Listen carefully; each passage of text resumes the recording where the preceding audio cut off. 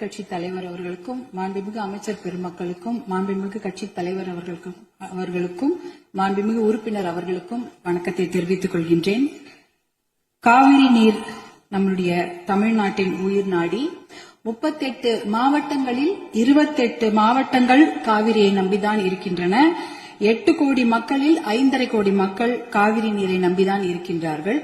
காவிரி நீர் பாத்தீங்கன்னா குடகு மலை, அதாவது கூர்குல கர்நாடகாவில் ஆரம்பித்து மேற்கு தொடர்ச்சி மலை வழியாக தர்மபுரி மாவட்டத்தில் தான் தமிழ்நாடுக்கு முதல்ல வருகிறது. தர்மபுரி மாவட்டம் பிலிகுண்டுல தான் அது உள்ள தமிழ்நாட்டுக்குள்ளே நுழைகின்றது. கிட்டத்தட்ட 800 கிலோமீட்டர் அது டிராவல் பண்றாங்க. அந்த காவிரி நதி பாத்தீங்கன்னா 800 கிலோமீட்டர் கர்நாடகாவிலிருந்து தமிழ்நாட்டுக்குள்ள டிராவல் பண்றாங்க. அந்த காவிரி நீர் வந்து பிலிகுண்டுல இருந்து ஒகேனக்கல் வருது. அதுக்கப்புறம் மேட்டூர் அணையை நிரப்பிட்டு பவானி, ஈரோடு, திருச்சி போன்ற இடங்கள்லாம் வந்து கடைசியாக பூம்புகார்ல கடல்ல கலக்கிறது. இதுதான் அந்த காவிரி நீருடைய டிராவல் மேப். இதுல பாத்தீங்கன்னா 320 கிலோமீட்டர் மட்டும்தான் கர்நாடகாவில் காவிரி பாய்கிறது. பார்டர், அதாவது அந்த பார்டர்ல வந்து 60 கிலோமீட்டரும் தமிழ்நாட்டுக்குள்ள 420 கிலோமீட்டர் காவிரி நதி நீர் ஓடுகிறது. அப்படி என்றால் நமக்கு தான் அதிகமான உரிமை. 420 கிலோமீட்டர் தமிழ்நாட்டில் ஓடுது, நம்மளுடைய மாநில எல்லையில 60 கிலோமீட்டர் ஓடுகிறது. அப்படி என்றால் கிட்டத்தட்ட 740 டிஎம்சி தண்ணீர் காவிரி நீர் இருக்கிறது என்றால் அதற்கு அதிகமான உரிமை நமக்கு தான் இருக்கிறது. கிட்டத்தட்ட 400 டிஎம்சி தண்ணீர் வந்து தமிழ்நாட்டுக்கு உரிமையான தண்ணீர், நமக்கு பாதிக்கப்பட்ட தண்ணீர். ஆனா நாளடைவில் அதை குறைஞ்சி 205 டிஎம்சியா குறைச்சிட்டாங்க.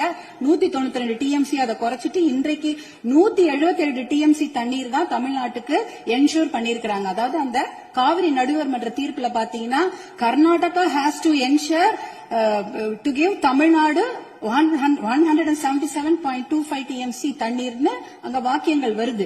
இது 178 டிஎம்சி நமக்கு இறுதி தீர்ப்பின்படி வர வேண்டிய தண்ணி.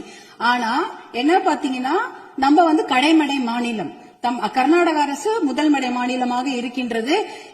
சுப்ரீம் கோர்ட் உச்சநீதிமன்ற தீர்ப்பின்படி கடைமடை மாநிலத்தின் அனுமதி இல்லாமல் எந்த ஒரு கட்டுமான பணியும் எந்த ஆற்றுப்படுகையிலும் கட்டக்கூடாது. குறிப்பாக காவிரி நதி நீர் மேல கட்டக்கூடாது. ஆனா 4 டேம் இருக்கு.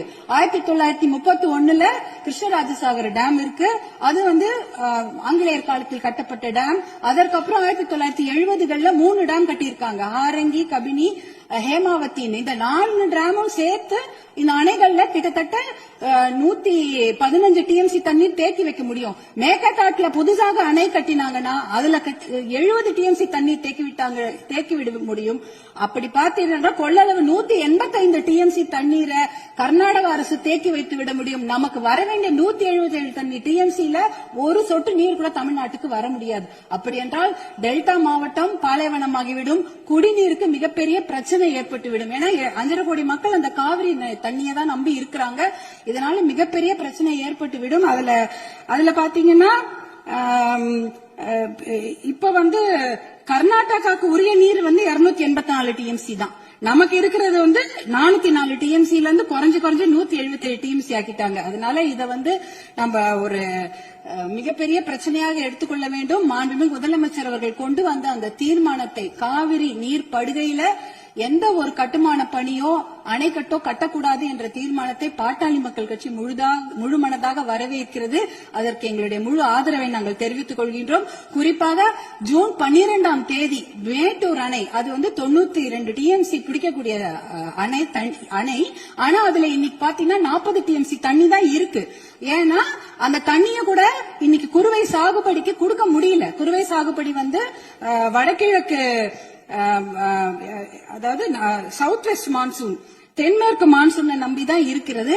ஆனா இந்த குறுவை சாகுபடிக்கு விடக்கூடிய தண்ணி வந்து இல்லாததுனால 40 டிஎம்சி தண்ணிய இன்னைக்கு ஜூன் 20 இன்னி வரைக்கும் கூட மேட்டூர் டேம் திறக்கல. இப்ப மேட்டூர் டேம்ல இருக்கிற 40 டிஎம்சி தண்ணி குடி தண்ணீருக்காக நம்ம சேர்த்து வச்சிருக்கிறோம்.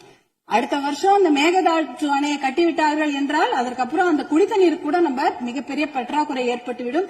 இதையெல்லாம் கருத்தில் கொண்டு நாம மேகதாட்டு அணையோ எந்த ஒரு கட்டுமான பணியோ கர்நாடக அரசு கட்டாமல் பார்த்துக் கொள்ள வேண்டும். உச்சநீதிமன்ற தீர்ப்பு தமிழகத்துக்கு சாதகமாக இருக்கிறது. காவிரி நடுவர் மன்ற தீர்ப்புகளும் நமக்கு சாதகமாக இருக்கிறது. இதை நாம் முனைப்புடன் இருந்து தொடர்ந்து செயல்பட்டு இந்த மேகதாடு அணை கட்டுவதை தவிர்க்க வேண்டும். அதற்காக மாண்புமிகு முதலமைச்சர் கொண்டு வந்த இந்த தீர்மானத்தை பாட்டாளி மக்கள் கட்சி முழு மனதாக வரவேற்று ஆதரவளிக்கிறது.